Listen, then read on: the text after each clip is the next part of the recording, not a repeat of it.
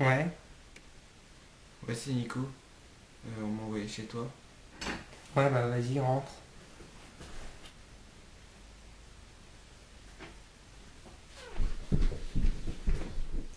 Salut à tous les joueurs d'infos, moi c'est Mathéo.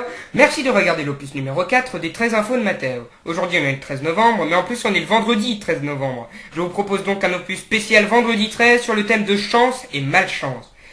Pour ajouter du fun et du suspense, je serai accompagné par Nico. Salut les gobeurs d'infos. Préparez des couches de rechange car vous allez être étonnés à vous en déchirer la vessie. Allez Jean-Charles, balance l'intro.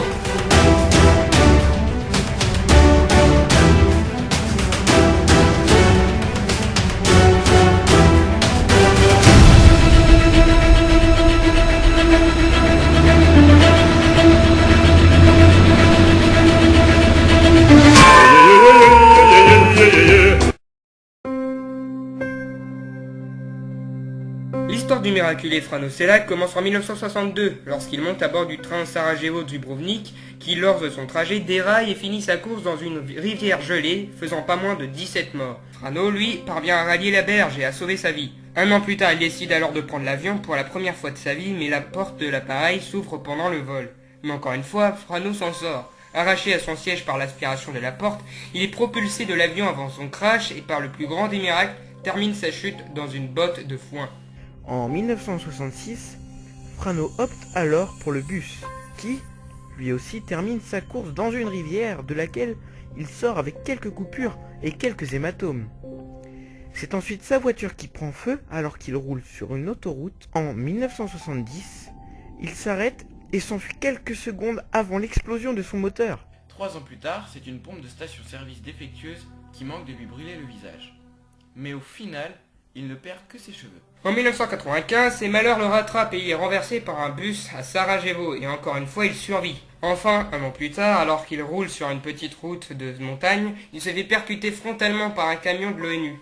Sa voiture termine sa course près de 100 mètres plus bas au fond d'un précipice alors que Frano réussit à sauver de son véhicule et à se raccrocher in extremis à un arbre. Seulement, après toute cette malchance, voilà que la vraie chance le frappe. Il achète son premier billet de loterie et remporte 740 000 € juste avant de célébrer son mariage. Frano décide alors de s'acheter une villa sur une île privée et d'y vivre avec sa femme. Finalement, il vend alors sa maison et son île, prend le reste de ses gains et redistribue la totalité à sa famille et ses amis après avoir acheté une petite maison dans un modeste village de Croatie. Il y vit encore aujourd'hui sur sa petite rente de retraité heureux. Wenceslao Moguel était un révolutionnaire qui défendit ses idéaux pendant la révolution mexicaine, celle de 1910 à 1917. Mais en 1915, il est capturé par l'armée du gouvernement et il est condamné à mort, comme beaucoup de ses amis. Pas de chance, me direz-vous? Attends, c'est pas fini. Lors de son exécution, 8 soldats ouvrent le feu sur lui, mais seulement 3 balles le touchent. Une au côté droit du corps qui ne touche aucun organe vital, une à la cuisse gauche et une autre bras droit. Comme la règle le voulait, un soldat tire une balle sur tous les fusillés en cas de feinte. La 4e balle touche alors sa joue droite. Mais Wenceslao est un miraculé, il survit au peloton d'exécution. Il se fait passer pour mort, et puisqu'il était dans le dernier groupe de fusillés, il a la chance d'être au-dessus du tas de cadavres. Peu après, il se réfugie chez une amie et se fait soigner par un docteur. Wenceslao est considéré comme le seul survivant d'un peloton d'exécution. Voici la belle histoire du jour. Après avoir acheté un ticket à la loterie, Mary Holmes, américaine de 26 ans originaire de Caroline du Nord, qui élève seule ses 4 enfants, vient de voir sa vie radicalement changer. Anciennement employée de fast-food et dans un magasin d'alimentation, Mary Holmes avait dû subitement quitter ses emplois pour se consacrer à l'un de ses enfants, atteint de paralysie cérébrale. En décidant d'acheter exceptionnellement un billet de loterie, Mary Holmes a eu la surprise de découvrir qu'elle possédait un des 4 tickets gagnants et qu'elle venait d'empocher la somme de 65 millions d'euros. Parfois, il arrive que la vie nous joue de mauvais tours, mais qu'elle puisse aussi nous réserver de belles surprises. En octobre 2012, l'État de New York a été balayé par un terrible ouragan qui a laissé des centaines de personnes sur le carreau. Victimes tous les deux, Denis Klaus et Maria Dino se sont retrouvés également sans logement et obligés de migrer dans le Connecticut. C'est à cette même époque qu'ils font connaissance et apprennent peu à peu à se découvrir. Rapidement, les deux tourtereaux ne se quittent plus mais se trouvent obligés de vivre dans un mobil-home sur le parvis d'une église de New Milford. Rien ne semblait donc les destiner à retrouver une situation favorable lorsque justement le destin s'en mêle une fois de plus. Un jour d'octobre 2014, Denis Klaus et Marianne Dayno décident de jouer au loto et ont alors la joie de décrocher le jackpot, 255 000 $, soit plus de 240 500 €. Grâce à cet argent, l'heureux couple peut désormais songer à s'installer dans une véritable maison. Parfois, on peut être malchanceux sans vivre de grosses catastrophes. Par un beau matin de printemps, ces rameurs qui appartiennent à l'université Washington de Saint-Louis ont eu la mauvaise surprise de subir une attaque à laquelle ils ne s'attendaient pas. Bondissant hors de l'eau, des dizaines de carpes sont venues les attaquer jusque dans leur embarcation en leur causant une belle frayeur. Malgré l'apparente tranquillité de ce lac, ils auraient mieux fait de se méfier de l'eau qui dort. La probabilité d'être frappé par la foudre au Canada est d'environ 1 risque sur 1 million. La probabilité de gagner au loto canadien est encore plus faible, une chance sur 14 millions. Et la probabilité que ces deux événements extraordinaires arrivent à la même personne est infinitésimale. Et pourtant c'est bien ce qui est arrivé à Peter McCasey. Adolescent, il est frappé par la foudre alors qu'il se trouve sur un bateau en Nouvelle-Écosse. En plus, cet événement se reproduit des années après puisque sa propre fille est également touchée par la foudre.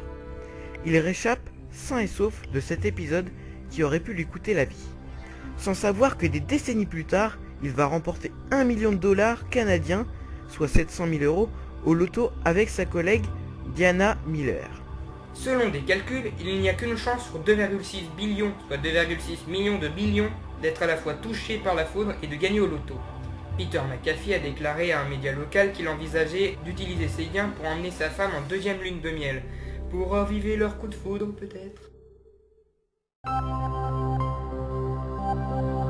Marianne Bruce est une mère de famille ordinaire. Ah non, tu peux pas dire ça. Elle est considérée comme la femme la plus chanceuse du monde puisqu'elle a survécu à 7 accidents. Le premier incident a lieu en 1984, alors qu'ils étaient en vacances à Hawaï et profitaient de la plage. Son mari et elle ont entendu une sirène retentir. Un tsunami arrivait et tout le monde a dû partir se réfugier dans les hauteurs. Ils s'en sortent de peu. Mais à peine un an plus tard, en 1985, Marianne avait pris l'avion pour rendre visite à son père, lorsque l'appareil s'est retrouvé dans l'ouragan Gloria, qui avait causé des pluies abondantes et des vents forts sur l'ouest des Maritimes, et a été secoué de toutes parts. Une fois de plus, elle est passée à côté d'une catastrophe. En 1987, le couple part au sport d'hiver près de Denver, dans le Colorado. En fin de journée, en rentrant à l'hôtel, Marianne et son mari allument la télévision et entendent aux informations qu'une terrible avalanche est survenue plus tôt dans l'après-midi. Ils réalisent alors qu'ils venaient d'échapper à cette avalanche à 2 minutes près. Le 26 février 1993, elle se trouve dans l'une des 2 tours de World Trade Center, attaquée par des terroristes pour la première fois. Lors du deuxième attentat du 11 septembre 2001, elle se trouve dans un avion à Boston. Mais par chance, pour une fois, il n'y avait pas de terroristes dedans. En 1994, elle se trouve à Los Angeles pour un séjour lorsque la ville est frappée par le violent séisme de magnitude 6,6. Et enfin, le 15 janvier 2009, elle se trouve à bord du vol 1549 US Airways, celui qui atterrit en urgence dans l'eau à cause d'un manque de puissance lors du décollage. La question c'est, est-ce que Marianne est très chanceuse ou très malchanceuse? Chacun son point de vue. J'espère que vous n'êtes pas en train de manger. En tout cas, si vous êtes très sensible, veuillez vous abstenir. Le malchanceux du jour est un ouvrier brésillois qui a eu un terrible accident. Alors qu'il travaillait, une barre de fer tombée du 5e étage d'un immeuble en construction est venue se loger dans la tête d'Eduardo Leite. Cet ouvrier de 24 ans a survécu au terrible accident. La barre de fer mesurait 1,82 m. Le docteur Louis-Alexandre Essinger, directeur de l'hôpital Miguel Couto, a expliqué « Ce qui était vraiment impressionnant, c'est qu'il était conscient quand il est arrivé à l'hôpital et il m'a raconté ce qui s'était passé. Il m'a dit qu'il s'était agenouillé pour prendre des outils sur le chantier quand une barre de fer l'a assommé. Il ne m'a encore rien dit du moment de l'impact. Cette barre de métal a transpercé son crâne à travers les parties postérieures et latérales du cerveau. Elle a perforé l'os et a transpercé l'entièreté du cerveau et est sortie par l'avant entre les 2 yeux a ajouté le médecin. Sa femme, elle, a affirmé que son mari ne ressentait aucune douleur. Une petite chance pendant un grand malheur. Cette scène a été tournée au Taïwan pendant une tempête. Je vous laisse regarder.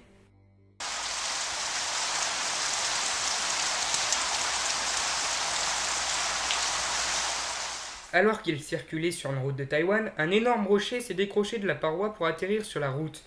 Sur la vidéo, on voit très nettement le rocher tomber, basculer en direction de la voiture et finalement se stabiliser à quelques centimètres du véhicule. Encore un gros coup de cul. Parfois, la chance tient à très peu de choses. Martin de Jonge, un cycliste néerlandais, réserve une place d'avion pour un séjour à Pékin. Il change de ticket à la dernière minute et repousse son vol pour finalement ne pas voyager. Martin commence à en avoir marre de ne pas réussir à voyager. Et pourtant, c'était sans savoir que c'était le coup de chance de sa vie. En effet, le premier vol prévu était le tristement célèbre vol de 370 de Malaysia Airlines, qui a été porté disparu avec 239 personnes à bord, et le deuxième vol prévu était le vol MH17, dont l'avion a été abattu en Ukraine. On sait plus trop quoi dire du coup, hein. Le 26 janvier 1972, le vol JAT-367 a lieu. Alors que l'avion est à 10 km d'altitude, il explose. Une bombe avait été posée par les terroristes. L'explosion entraîne inévitablement la mort de ses occupants. Des débris enflammés de l'avion se répandent partout dans une forêt et près d'un village tchèque, les habitants sont affolés. Ils se demandent ce qu'il vient de se passer et quel était ce bruit monstrueux. Un fermier part dans la forêt et soudain, il entend des plaintes. Et là, il trouve une femme gémissant en vie. Rapidement transportée à l'hôpital, tout le monde se demande qui elle est et d'où elle vient.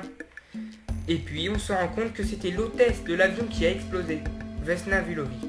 Cela veut dire que cette femme d'à peine 23 ans a survécu à une chute de 10 km sans parachute. Elle a survécu à une explosion, à une température de moins 50 degrés à 10 km d'altitude. À ce niveau-là, les chances de survie sont quasi nulles. Vesna aurait eu plus de chances de gagner au loto que de survivre. Charles-Francis Couglan était acteur. Né en 1841 dans l'île du Prince-Édouard au Canada, il monta sur une scène de Londres à 18 ans et acquit une renommée internationale dans les rôles shakespeariens. Il fit sa dernière tournée aux États-Unis avec Lily Langtry. Il jouait à Galveston lorsqu'il mourut le 27 novembre 1899. Son cercueil doublé de plomb fut placé dans un tombeau de granit du cimetière de Galveston, à des milliers de kilomètres de son lieu de naissance, l'île du Prince-Édouard, qu'il considérait toujours comme son véritable pays, bien qu'il en fût souvent éloigné. Le 8 septembre 1900, un cyclone s'abattit sur Galveston. Il fit 6000 morts et détruisit des milliers de maisons. Des cimetières furent inondés, des tombes brisées et des cercueils emportés par les eaux, dont celui de Couglan. En octobre 1908, des pêcheurs de l'île du Prince-Édouard allèrent lancer leurs filets dans le golfe du Saint-Laurent.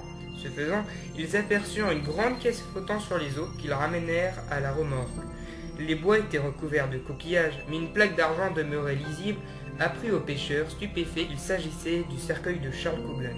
À quelques kilomètres de là se trouvait son village natal, où il avait grandi, ainsi que la maison qu'il habitait entre ses longs séjours à l'étranger. Le corps de l'acteur fut de nouveau enterré auprès de l'église dans laquelle il avait été baptisé. Charles Couglan était enfin revenu chez lui pour toujours. Un habitant du nord de la Chine voit un jour son cheval s'échapper et passer de l'autre côté de la frontière. Pas de bol. Le cheval est alors considéré comme perdu. Pourtant le vieil homme, toujours détendu, se dit « La perte de mon cheval est certes un grand malheur, et qui sait si dans cette malchance ne se cache pas une chance ?» Quelques mois plus tard, le cheval revint accompagné d'une magnifique jument. L'homme surpris ne s'empêcha pas de penser « Est-ce une chance ou une malchance ?» Le fils unique du vieil homme fut pris d'une véritable passion pour la jument. Il la montait très souvent et finit un jour par se casser la jambe.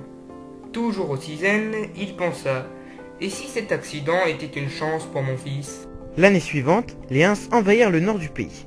Tous les jeunes du village furent mobilisés et partirent au front. Aucun n'en revint. Le fils estropié du vieil homme, non mobilisable, échappa à l'hécatombe. Ça reste à méditer, je crois.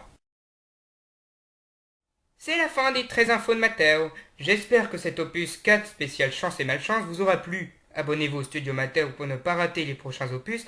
Victimisez ce foutu pouce bleu et martyrisez votre clavier dans les commentaires. Les précédents opus sont aussi impatients de vous rencontrer. Vous pouvez jeter un coup d'œil à la chaîne de Nico, que je remercie pour son aide. Mais de rien. Je vous retrouve le 13 décembre pour un nouvel opus. Allez, à plus, les gobeurs d'infos.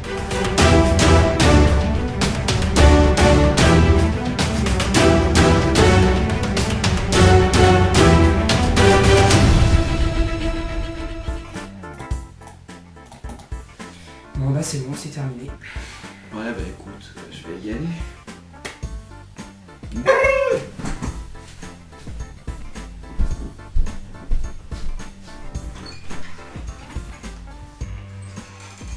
À la prochaine.